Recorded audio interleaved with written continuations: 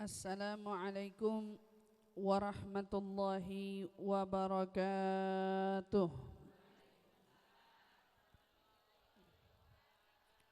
Alhamdulillahirabbil alamin wa bihi nasta'in ala umuri dunya waddin wassalatu wassalam ala asyrafil anbiya wal mursalin sayyidina wa habibina wa syafi'ina wa qurrati a'yunina Muhammadin sallallahu alaihi wa ala alihi wa sahbihi wasallam. Subhanaka la ilma lana illa ma 'allamtana innaka antal alimul hakim. Rabbi zidna ilma warzuqna fahma. Amin ya rabbal alamin. Allahumma inna nas'aluka ilman ladunni wal mashrab as-safi al-hani ya wahhab ya ghani. Allahumma inna nas'aluka ilman ladunni wal mashrab as-safi al-hani ya wahhab ya ghani. Allahumma inna nas'aluka ilman ladunni wal mashrab as-safi al-hani ya wahhab ya ghani. نويت التعلم والتعليم والنفع والانتفاع والمذاكرة والتذكير والإفادة والاستفادة والحث على التمسك بكتاب الله وسنة رسول الله صلى الله عليه وسلم والدعاء إلى الهدى والدلالة على الخير ابتغاء مرضاته وقربه وثوابه وحسن الخاتمة مع اللطف والعافية وصلاح العاقبة برحمتك يا أرحم الراحمين. Amin amin ya rabbal alamin. Alhamdulillah thumma alhamdulillah. Limpahan syukur bersama-sama kita panjatkan kepada Allah Subhanahu wa taala yang menghadirkan kita, mengumpulkan kita kembali bersama di dalam menghadiri majelis ta'lim Daruz Zahra yang mudah-mudahan insyaallah baik yang datang dari dekat maupun yang datang dari jauh, semua langkah-langkahnya dibalas oleh Allah dengan pahala yang berlipat ganda. InsyaAllah mendapatkan pahala yang besar dari Allah Subhanahu wa ta'ala. Dan mudah-mudahan semua hajat-hajatnya digabulkan Allah Subhanahu wa ta'ala. Sakit-sakitnya Allah berikan obat, kesehatan, keafiatan dengan yang sempurna insyaAllah. Amin amin ya rabbal alamin. Alhamdulillah, nikmat di dalam bermajelis diantaranya adalah kita itu mendapatkan perubahan dalam diri kita. Nikmat itu, nikmatnya bermajelis salah satunya adalah kita mengalami perubahan dalam diri kita. Mau tidak mau, sadar ataupun tidak sadar. Saat kita duduk di dalam majelis kebaikan, mungkin diawali dengan awalnya ingin tahu aja atau awalnya ingin hadir aja, tanpa ada niat-niat selanjutnya. Dia cuma duduk, menyimak, mendengar. Tapi saat dia buat itu semua, 1 kali, 2 kali, 3 kali, ternyata dia nggak sadar ada yang berubah dalam dirinya. Apa yang paling terlihat dalam dirinya seorang tersebut perubahannya? Dia berubah, hatinya yang tadinya keruh berubah menjadi bersih. Akan nampak perubahan juga dari tutur katanya. Tutur katanya yang tadinya tak terarah berubah menjadi tutur kata yang dipenuhi dengan untaian hikmah. Akan terlihat lagi semua sikap, gerak-gerik dari perbuatannya buat. Semenjak dia bermajlis, dia akan lebih berhati-hati dalam mengambil sikap. Ini mau tidak mau. Makanya kita sama-sama merasakan nikmatnya duduk di majelis. Kenapa? Karena ternyata bukan cuma tenang yang didapat, ada perubahan yang tanpa disadari oleh kita, langsung Allah sendiri yang menuntun kita untuk berubah. Masya Allah, ini nikmatnya duduk di majelis, nikmatnya kita hadir di majelis. Dan makanya diingatkan di situ, majelis itu tempatnya kita ditempa adab. Majelis itu tempatnya kita dituntun, dibimbing untuk beradab. Maka seseorang di dalam bermajelis tetapi minim adabnya, maka akan minim juga nilai majelisnya. Saat seseorang di dalam bermajelis dia lebih mengutamakan adabnya, maka yang akan baik bukan hanya majelisnya tetapi nilai orang itu sendiri akan ditinggikan oleh Allah Subhanahu wa ta'ala. Dikatakan oleh seorang ulama, lan tanalur lan tanalul kamu tidak akan mendapatkan al-martabah, kata dia bilang, kamu enggak bakal dapat kedudukan kecuali dengan apa? Bihusnil adab. Kamu enggak bakal dapat kedudukan kecuali kamu perlu memperbaiki adab. Kamu enggak bakal ditinggiin derajatnya. Kamu enggak bakal dinaikin kedudukannya sama Allah sampai kapan? Adabmu. Kalau kamu membenahi adabmu, maka kamu akan mendapatkan kedudukan yang tinggi dari Allah Subhanahu wa taala. Dibilangnya begitu. Perbaikin adab.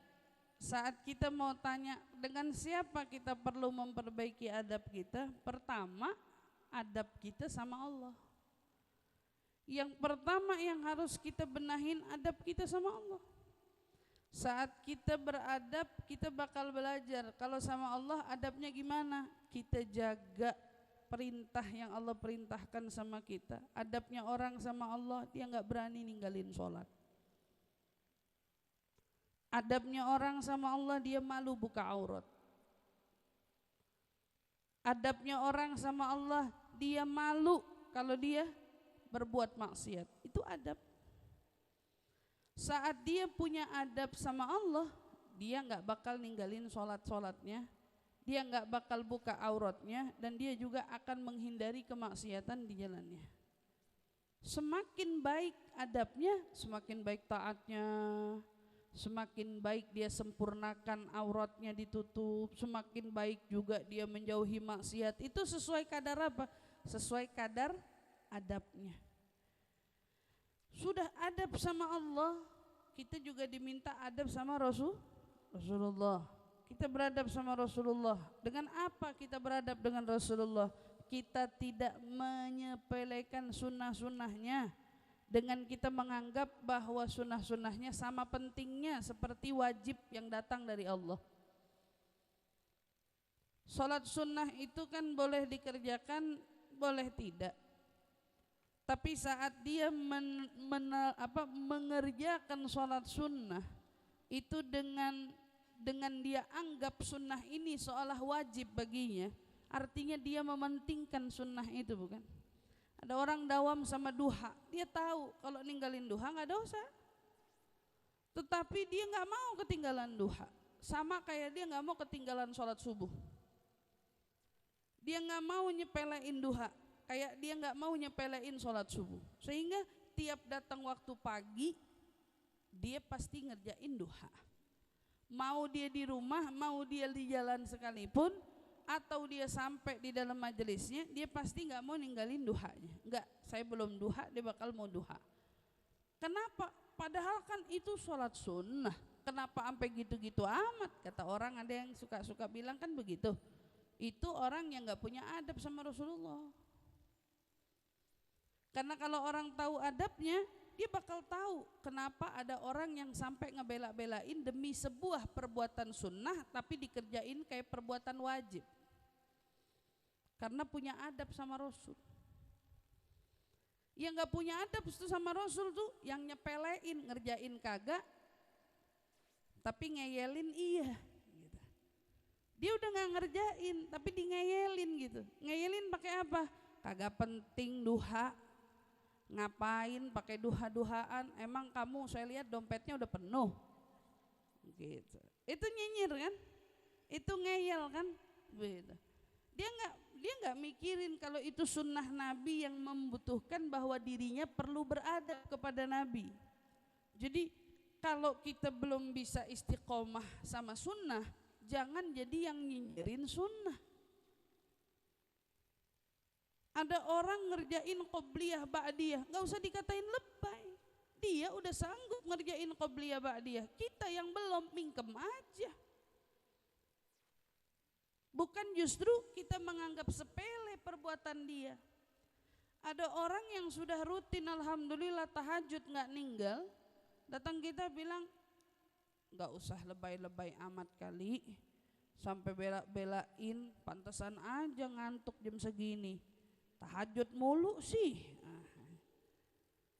Kalau sama ibadah orang, sama sunnah, jangan pernah jadi yang nyinyir. Kalau belum bisa ngerjain, kita diam aja. Kenapa? Karena ini tolak ukurnya gimana adab kita sama Nabi Muhammad.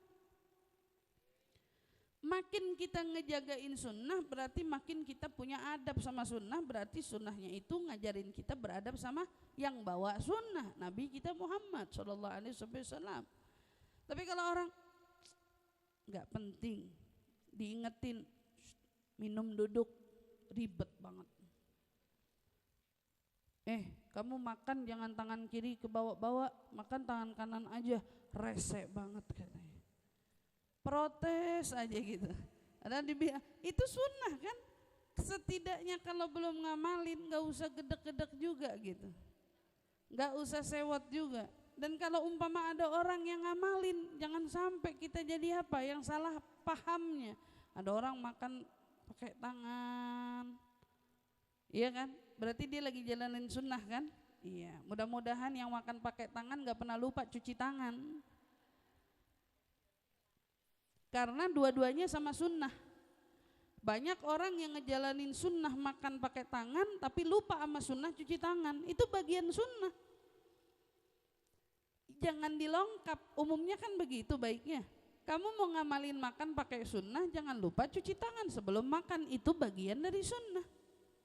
Makanya ulama bilang kalau ada orang yang makan dia kagak cuci tangan, itu dikhawatirkan nanti akan timbul wabah kemiskinan bagi dirinya. Dia bakal terdampak, dampak apa? Seret rezeki. Makan gak cuci tangan sebelumnya. Lah terus bagian dari sunnah, setelah makan cuci tangan. Itu juga bagian dari sunnah. Jadi kelar makan cuci tangan, bukan elap pakai tisu. Sunnahnya cuci tangan. Ustazah kita pakai tisu basah. Maaf Bu, tisu basah tuh sejauh apa sih ngilangin aroma yang melekat di tangan? Sejauh mana sih ngilangin minyak yang lengket di tangan? Ajaran Nabi tuh gak pernah salah, disuruh cuci tangan. Dicuci, dialirin air gitu, dibersihin. Waktu kita cuci tangan setelah makan, kita dapat sunnah lagi. Perkara makan aja ada sunnah sebelum, ada sunnah setelah gitu. Dan dikatakan kalau ada orang habis makan enggak cuci tangan, yang dikhawatirkan dampaknya lebih fatal dari sebelumnya. Apa tuh kata ulama? Kalau ada orang habis makan enggak cuci tangan, yang dikhawatirkan dia terdampak penyakit gila. Ya, penyakit gila. Gila itu berawal dari mana Bu? Gila, penyakit gila, stres kan? Berawal dari mana? Berawal dari galau, berawal dari kesedihan, berawal dari otak yang mumet, berawal dari pikiran yang gak jernih. Berapa banyak na'udzubillah sama na'udzubillah di sekitaran kita aja orang yang sudah terdampak indikasi itu. Sedih gak jelas, otak mumet gak bisa mikir, kemudian perasaan galau terus.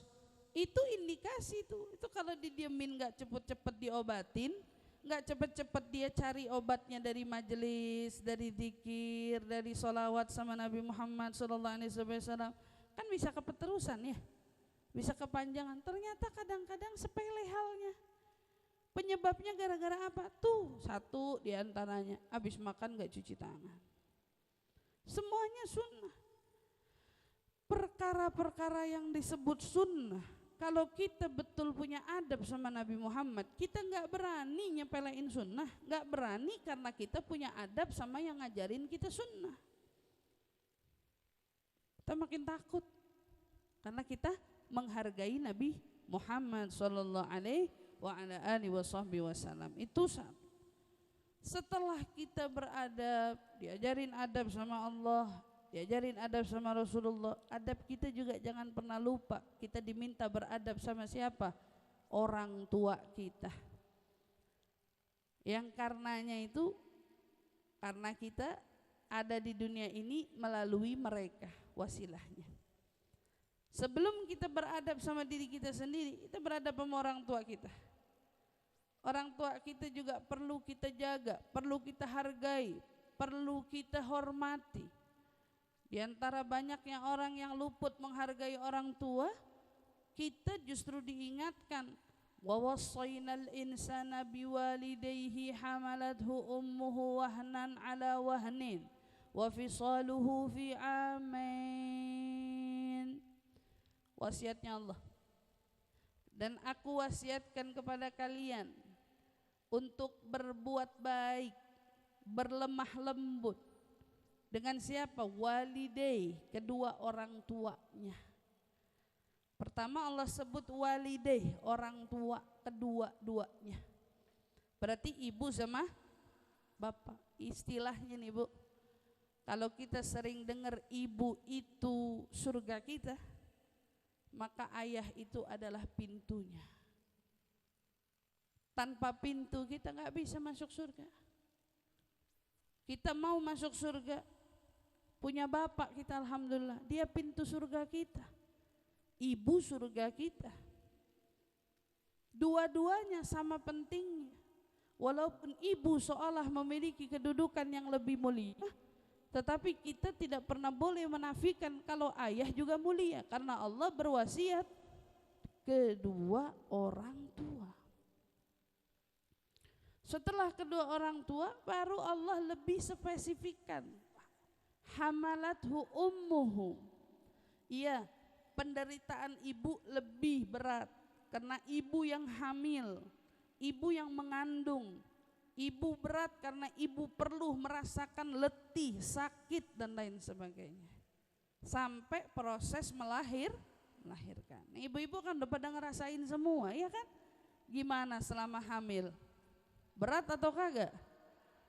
Berat. Yang ngidam-ngidam, yang enggak, tapi sama aja, pinggang sama-sama sakit, gigi sama-sama cenut-cenut. Ada tetap yang dirasa, bukannya enggak ada. Sekarang teknologi canggih, ada yang MRI, ibu sedang mengandung di MRI. Dilihat selama berapa, kurang lebih sekitar beberapa jam. Selama pelaksanaan MRI itu dilihatin gerak-gerik anak. Bukan USG lagi, ini MRI. Emang mau dilihat tuh anak, gerakannya jelas betul tuh anak ngapain. Dalam satu hari dia nungging, dia balik lagi, dia lurusin kakinya, dia ngempeng, dia apa. Tuh anak setiap hari begitu. Ada di perutnya. Sebetulnya ibu itu udah dikasih latihan sama Allah buat ngadepin anaknya yang kelejetan gak bisa dipegang. Karena dalam perut tuh anak begitu berenang-renang, muter sini, turun kepalanya, naik lagi ke atas, dia tendang perut ibunya, istilahnya nunjukin, oh ibunya bilang anaknya aktif ya Bu, gitu. Alhamdulillah aktif, girang. Itu aba-aba siap-siap, nah kalau lahir lari ke sana lari ke sini, ibu udah kuat. Ibu udah punya persiapan gitu ya. Anaknya ternyata aktif, nendang, yang bapaknya demen bola, wah anak saya nendang, dia girang. Itu prosesnya, ditunjukin tuh anak turun lagi, naik lagi perut kepalanya, kakinya, dia muter-muter. Sebegitu elastisnya Allah Subhanahu wa ta'ala mendesain kandungan seorang ibu untuk membuat kenyamanan bagi anaknya yang ada di dalam kandungan, luar biasa.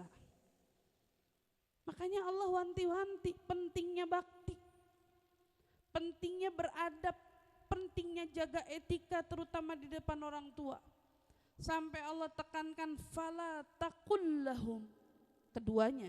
Ini bukan cuma ibu doang, tapi pesannya jangan sekali-kali kau menentang keduanya, kau berucap buruk kepada keduanya. Fala taqul lahuma uffin wala tanharhuma wa qul lahuma qawlan karima. Jangan sekali-sekali kau berkata uff Ini dua kata yang mengandung makna kesel ya, berat hati, nggak suka, bantahan yang terlontar walaupun dua kata, dua huruf lagi gitu ya, dua huruf, tetapi ternyata Allah sudah beri gambarannya. Anak-anak sekarang kadang-kadang, kita dulu juga kan pernah muda gitu sama orang tua kita, gimana ya, kalau sekarang mau sebel banget, kesel banget, udah bukan ufin lagi. Kalau dulu gitu ya, gitu paling cuman bisa narik nafas. Sekarang sebel banget, resek banget, ribet banget. Itu berapa huruf tuh? Allah dua huruf aja nggak boleh keucap. Fala taqul lahuma uffin wala tanharhuma, jangan sekali-sekali kau tentang mereka, kau bantah-bantahan kepada mereka. Artinya kita main tinggi-tinggian suara atau kita main menang-menangan argumen, itu dibilang jangan, kata Allah. Tapi apa kalimat yang disuruh sama Allah kita ucap? Wa qul lahuma qawlan karima. Kita disuruh ngomong yang baik, yang lembut, yang bagus. Sama siapa? Mereka kedua orang tua kita. Ya ayah, ya ibu, sama kedua. Subhanallah. Karena masing-masing memiliki perjuangan yang tidak kalah hebatnya. Ayah berjuang, ya tentunya ibu juga berjuang. Walaupun perjuangan ibu lebih didramatiskan sama Allah di dalam Al-Quran, ini adalah keistimewaan dan keutamaan seorang wanita, yaitu seorang ibu. Dan alhamdulillah kita semua para wanita diberikan anugerah sama Allah, mudah-mudahan dikasih keturunan yang soleh-solehah, yang beda taat sama kita, taat sama perintah Allah dan Rasulnya. Insya Allah nggak ada yang dilukai perasaannya, tapi insya Allah dibahagiakan oleh keturunannya di dunia sampai di akhirat. Insya Allah, amin ya rabbal alamin. Itu adab sama orang tua jaga, karena itu bagian daripada adab. Makin baik hubungannya sama orang tua, makin pasti makin baik adabnya. Makin buruk hubungannya sama orang tua, makin buruk pula adabnya. Alhamdulillah. Baru setelah itu adab-adab kita dengan sesama hamba Allah yang lain. InsyaAllah dalam waktu kesempatan yang lain, kita tentunya di majelis kita belajar adab dengan suami, adab dengan diri sendiri, adab dengan orang-orang di sekitaran kita, adab dengan tetangga dan seterusnya. Yang mudah-mudahan kita semua semakin bermajelis, adab kita semakin sempurna, semakin baik, insyaallah, amin ya rabbal alamin. Taib, kita mau lanjut di dalam kitab kajian kita Risalatul Mudzakarah. Hari demi hari kita diajarin bagaimana kita tahan, bagaimana kita menjaga hati, bagaimana kita mengelola takwa di dalam hati kita, bagaimana caranya menanamkan percaya pada janji-janji Allah terhadap orang-orang yang bertakwa. Yang insya Allah pelajaran ini semakin juga membuat adab kita atau akhlak kita semakin lebih baik, insyaallah, amin ya rabbal alamin. Kita mau lanjut, yang punya kitab boleh dibuka halaman 12. Bismillahirrahmanirrahim. Wa qala al-musannif rahimahumullah wa nafa'na bihi wa bi ulumihi fid dharain, amin. Radhiyallahu anna wa ankum wa an sairil ummah ajma'in ila an qala wa qala Ali karramallahu wajhah ad-dunya daru amal wa la jazaa'a laha wal akhiratu jazaa'un wa la amala fa'malu fi darin la jazaa'a fiha lidarin la amala fiha. Sayyidina Ali karramallahu wajhah, beliau berkata, dunia ini adalah tempatnya beramal. Dunia tempatnya beramal, tiada balasan di sana. Kok dibilang gak ada balasan? Iya. Dunia tempat kita beramal, jangan minta balasan di dunia juga, karena bukan di sini tempat Allah membalas kita. Makanya kan suka ada orang nanya, Ustazah, kan ada tuh orang hidup di dunia kayaknya enak banget, rumahnya besar, rezekinya lancar, tapi kita tahu kagak sholat, kita tahu dia kagak ngaji, kita tahu akhlaknya nggak baik gitu. Kenapa Ustazah? Kok Allah biarin orang model kayak begitu? Nah, jawabannya sederhana, karena bukan di dunia tempatnya Allah ngebalas perbuatan dia. Sama kayak ada orang nanya hari ini, Ustazah, saya udah sholat, saya udah ngaji, saya udah ibadah, kenapa hidup saya nggak benar-benar juga nih, kayaknya rezekinya dan lain sebagainya. Iya, kalau kamu ungkit perbuatan baikmu itu dengan urusan berkenaan dengan ketetapan Allah Subhanahu wa taala, itu ungkitan yang kagak nyambung. Karena sholat kita, ngaji kita, ibadah kita balasannya di akhirat, bukan di sini. Kita disuruh memperbaiki hidup biar ketemu sama yang baik-baik. Makanya Allah bilang, siapa yang berbuat baik maka kebaikannya akan kembali kepadanya. Orang baik pasti dideketin sama orang baik. Orang buruk pasti ruang lingkupnya buruk. Semua itu hati kita. Bagaimana kita menata hidup kita, bagaimana kita jadikan hidup kita dikelilingi dengan hal-hal yang baik, maka hal-hal yang baik akan datang juga. Tapi nggak nyambung, saya udah sholat, saya udah ngaji, saya udah begini, kenapa rumah saya masih kecil, ada yang kagak sholat, ada yang kagak ngaji, tapi kalau Allah biarin hidupnya senang-senang. Bukan di sini balasannya. Kalau Allah mau balas enak di dunia, yang pertama dibalas sama Allah, contoh nih orang Palestina yang dia teraniaya tiap hari tapi masih sholat, masjidnya runtuh masih sholat, kehilangan keluarga, anak masih sholat. Kalau Allah mau balas, Allah balas mereka langsung, bisa, tapi bukan di sini tempatnya. Karena mereka tahu bukan di sini tempatnya, makanya mereka nggak pernah peduli. Dia sholat aja, mau rumahnya runtuh, mau keadaannya lapar, mau keadaannya susah, yang dia tahu emang disuruhnya sholat, ya mereka sholat. Kenapa? Karena mereka yakin yang namanya balasan adanya di sana. Tapi sementara orang-orang yang berpikir dunia ini tempatnya balasan, maka kan kalau nggak salah di beberapa pertemuan saya pernah cerita, nggak ada balasan yang Allah ingin segerakan membalas, melainkan apa? Balasan seorang anak yang durhaka sama orang tua.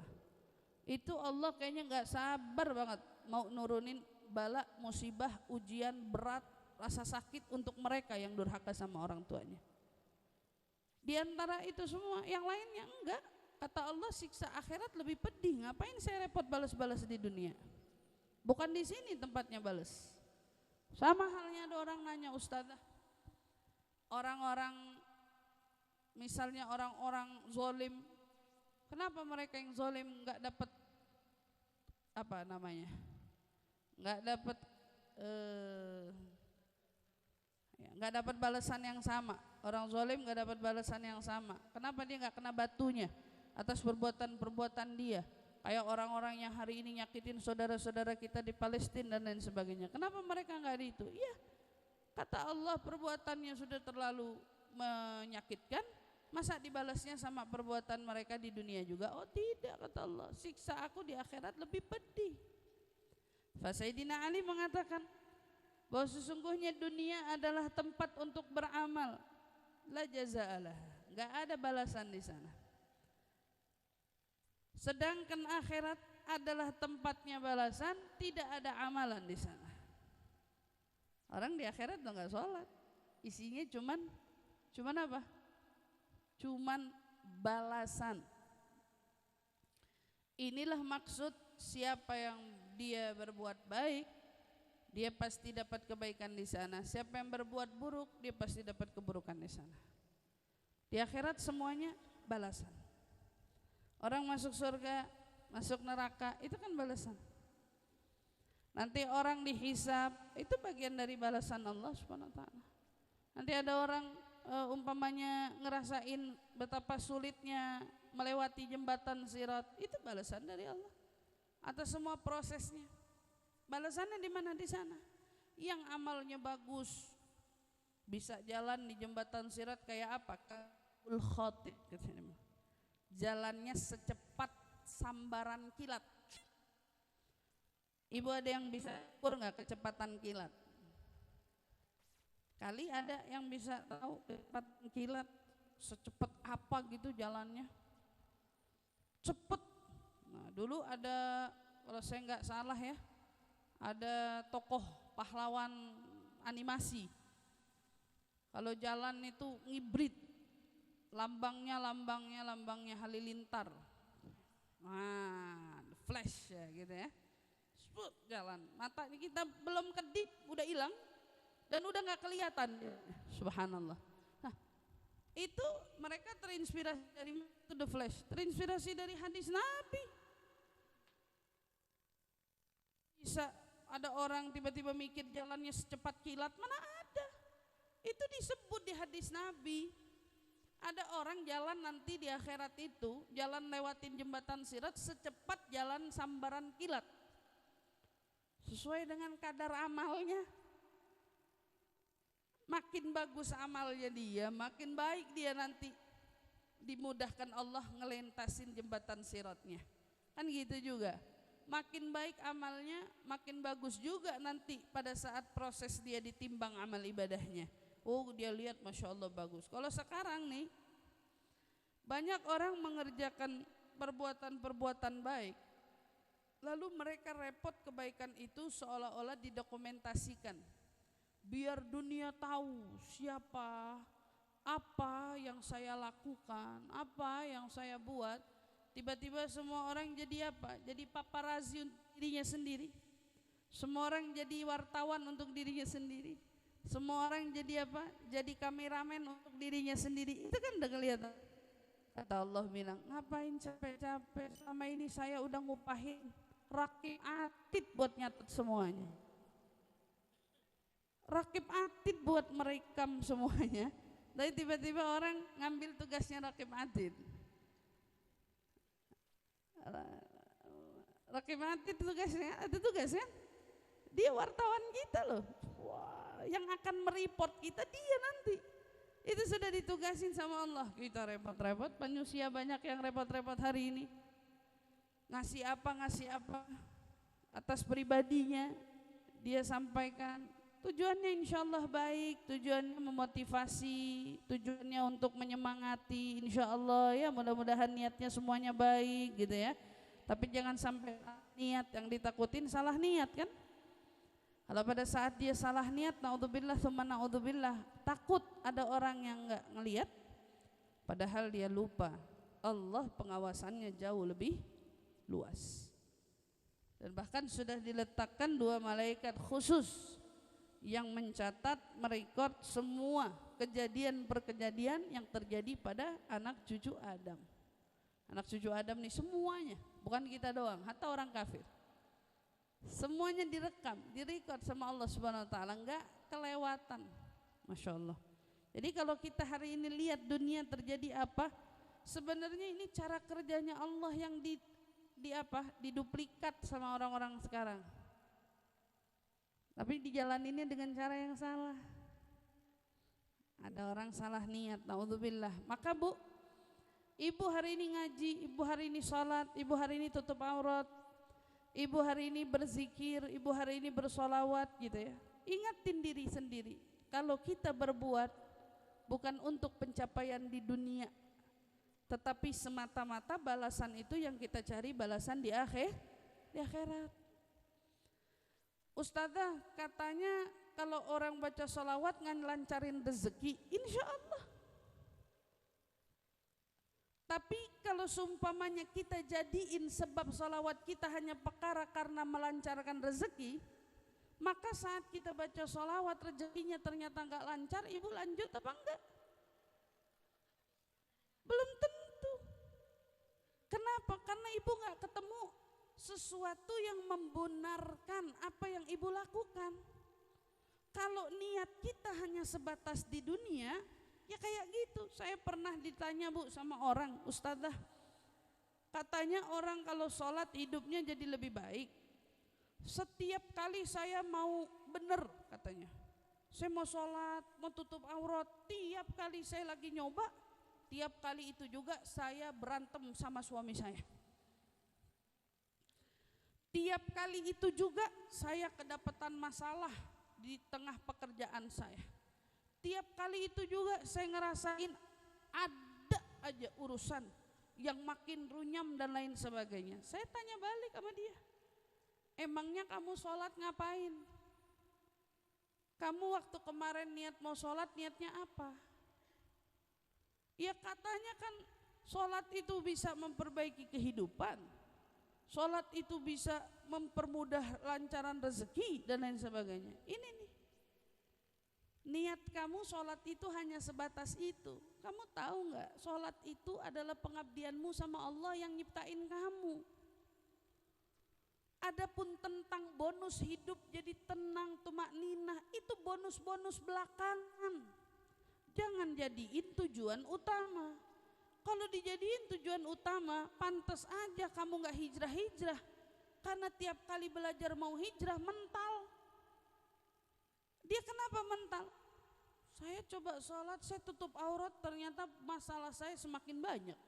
Lihat bagaimana setan mempengaruhi seseorang. Jangan lupa, kenapa ikhlas itu diajalin paling pertama? Kenapa ibadah itu diminta tulus yang paling utama? Karena kalau kita nggak punya modal itu, kita bisa berhenti di tengah jalan. Ada orang ibadah, rajin, sholat, pada saat mereka dibenturkan dengan beban masalah, ujian-ujian yang datang ke dalam kehidupan, goyang kan?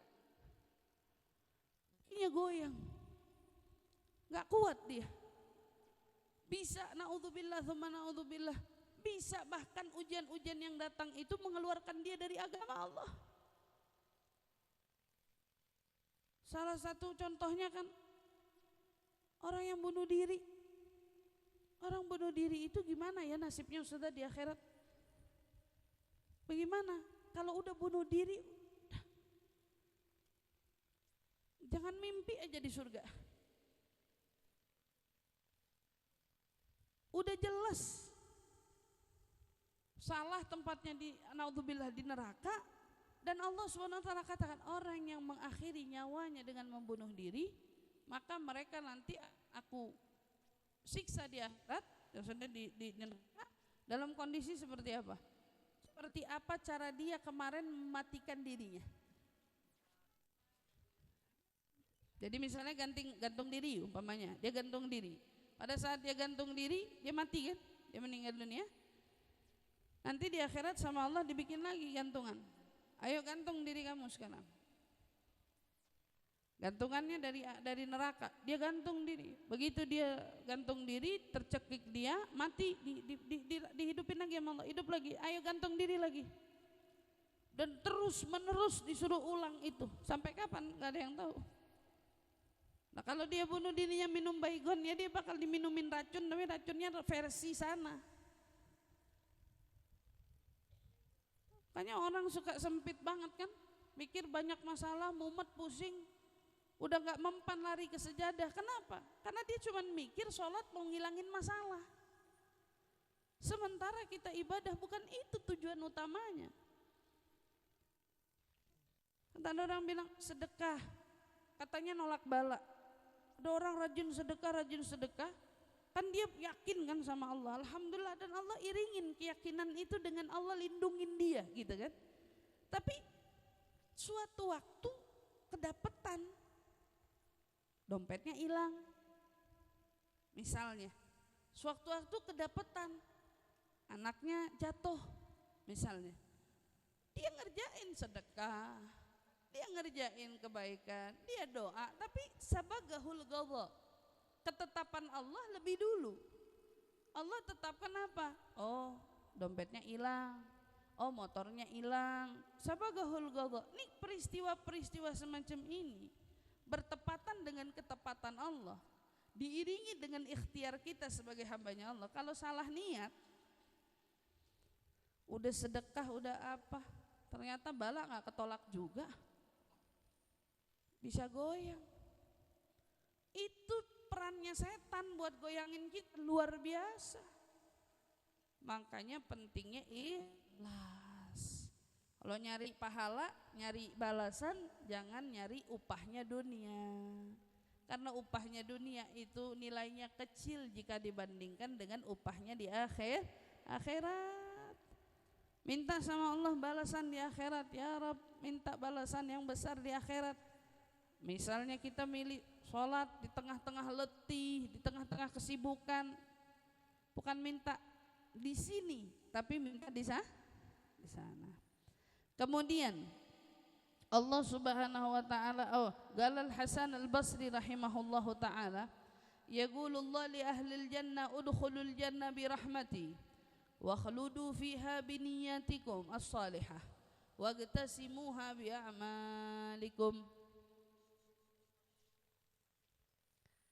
Wa ma dzakartuhu minal adillah ala wuqu'il majazah aradtu bihi tanbih wa illa fahuwa amrun ma'lumun lil khas wal 'am.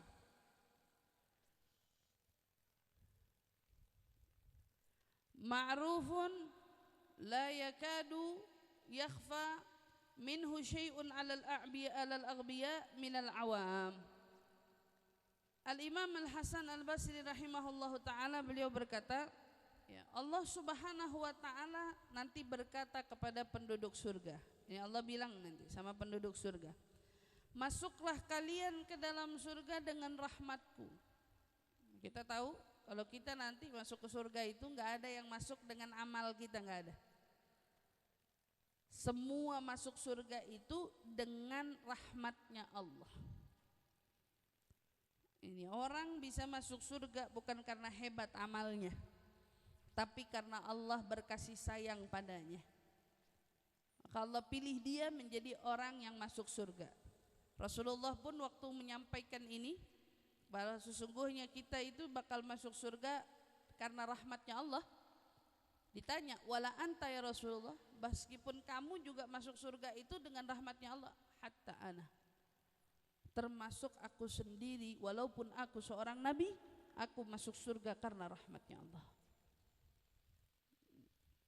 Bukan ngingetin lagi sama kita, bukan terkait dengan apa, dengan amal, tapi di sini kita dijelasin.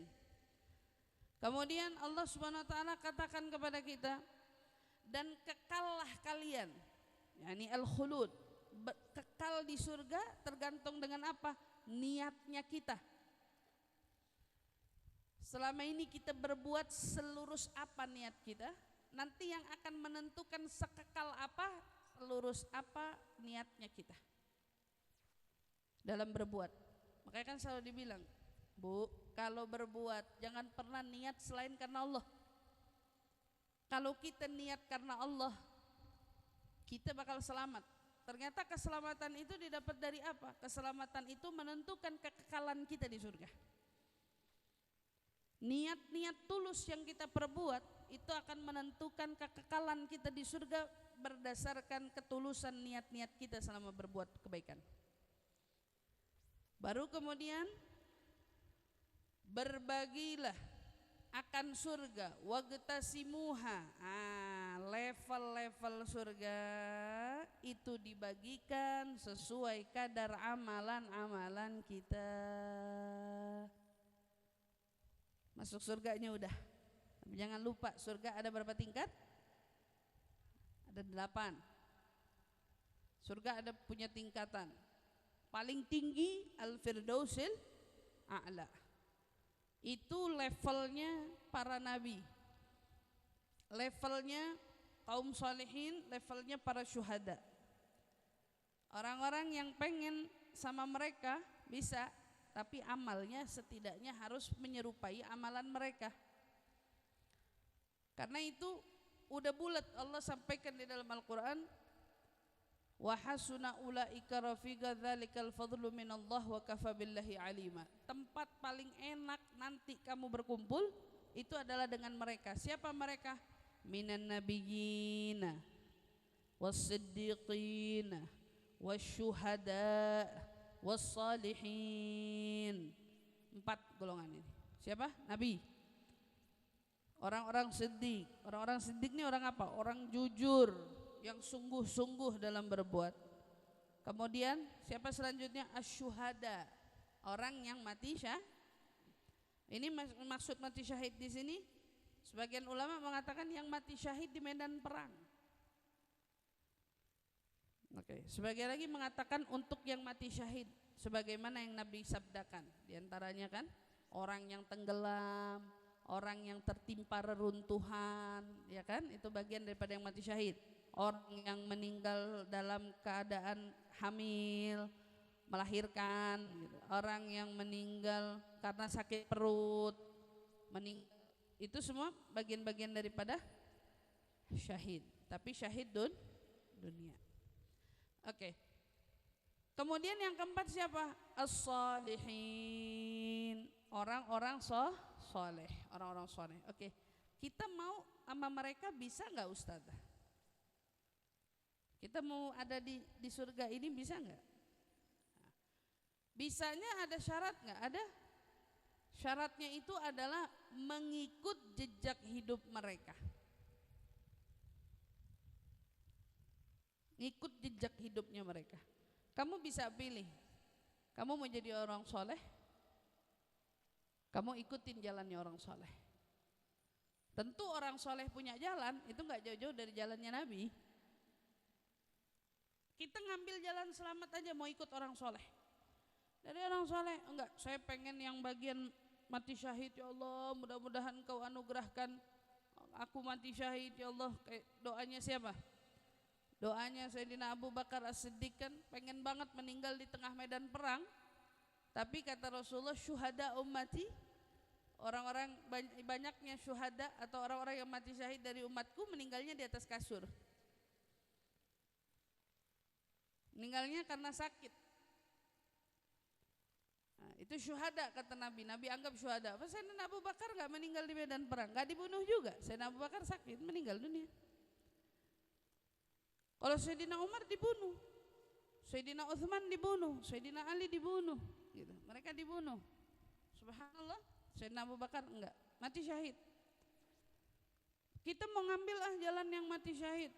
Ada panggilan perang kali, kapan tahu dia ngikut. Niatnya bener deh, taruh. Oh iya, dia mau cari jalannya dari situ.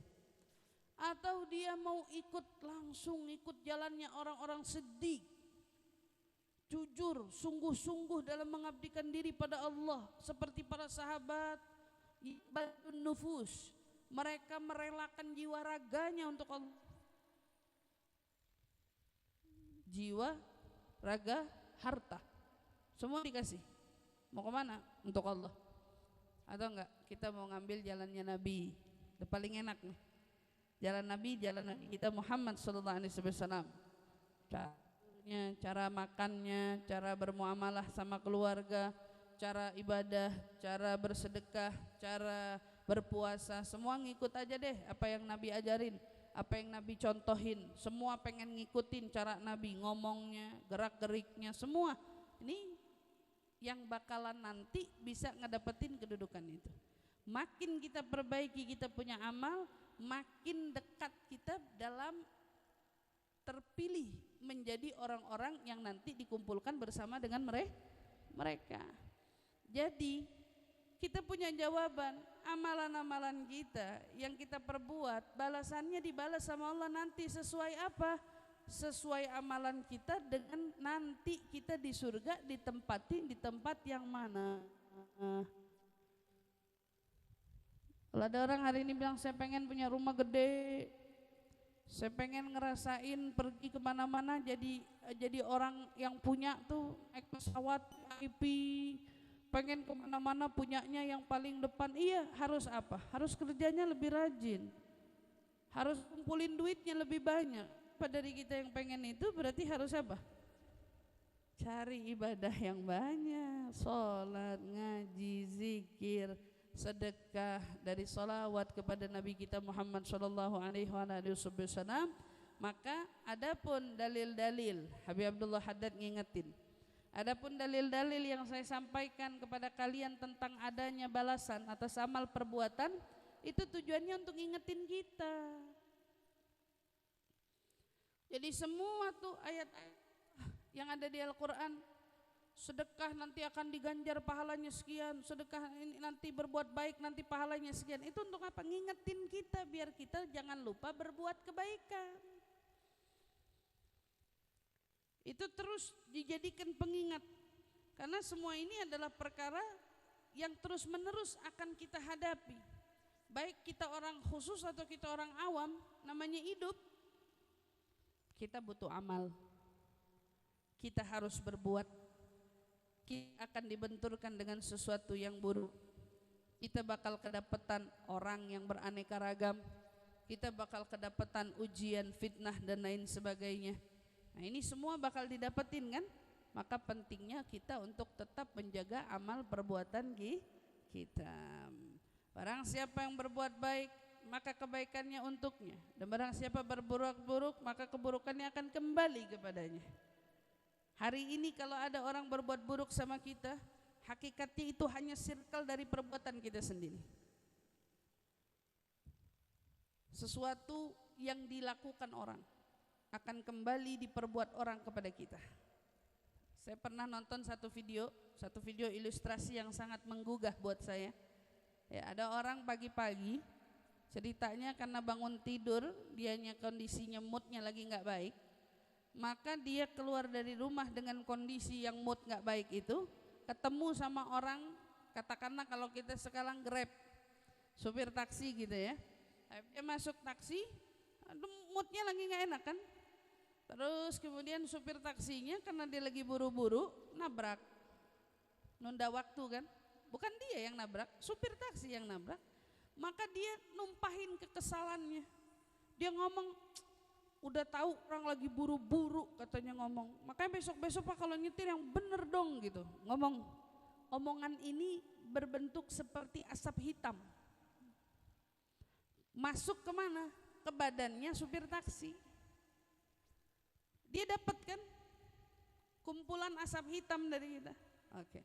Begitu dia jalanin hari selanjutnya, karena dia dapat sesuatu yang buruk, asap hitam ini ngapain? Dipindahin lagi sama orang lain. Orang ini karena dapat aura hal buruk dari orang, dilampiasin lagi kekesalannya sama orang. Dia ketemu sama orang, pesan minuman. Begitu pesan minuman, disalahin lagi karyawannya kan. Kalau kerja yang bener dong, udah tahu orang belinya kopi, malah disajiinnya teh. Emang dasar nggak becus, pindah tuh asap hitam ke tuh karyawan. Tuh karyawan kerja gitu ya. Salah lagi di pinggir jalan, ketinggalan bus. Di tengah ketinggalan bus ada orang, ya dilampiasin lagi amarahnya. Kamu sih tadi jalannya lelet banget, makanya besok-besok kalau jalan tuh jangan lelet. Udah tahu dari tadi kita nungguin, marah-marah ngedumel, pindah lagi tuh asap ke tuh orang. Ya, tuh orang subhanallah ya, tuh orang nih orang lain kan, sudah random, ini kan ketemunya udah orang lain, bukan orang-orang yang sama. Iya, kembali ke orang yang awal pulang kerja. Orang yang awal pulang kerja, iya, dia jalan dengan arah dia pulang kerja, tahu-tahu bisa diketemuin sama orang yang terakhir dapat asap hitam ini. Allah, ketemu lagi sama orang yang punya asap hitam ini. Begitu ketemu lagi sama orang yang asap hitam ini, dia kan yang punya asap hitam sekarang. Iya. Terjadilah kesalahpahaman antara dia, dimuntahin lagi tuh asap hitam. Balik lagi kemana? Balik lagi ke orang itu.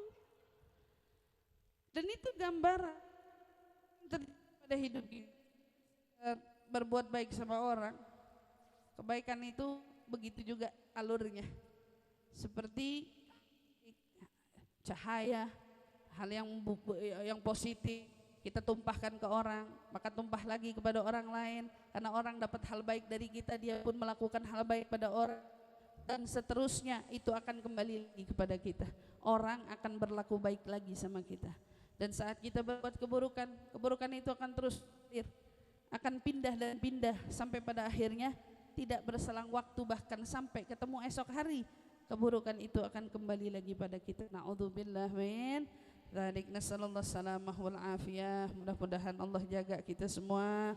Ya Allah, pelihara kita, Allah tanamkan kesungguhan, ketulusan di dalam diri kita, di dalam beribadah kepada Allah Subhanahu wa taala, dan kita mencari semata-mata imbalan pahala hanya dari Allah Subhanahu wa taala, insyaallah. Amin amin ya rabbal alamin.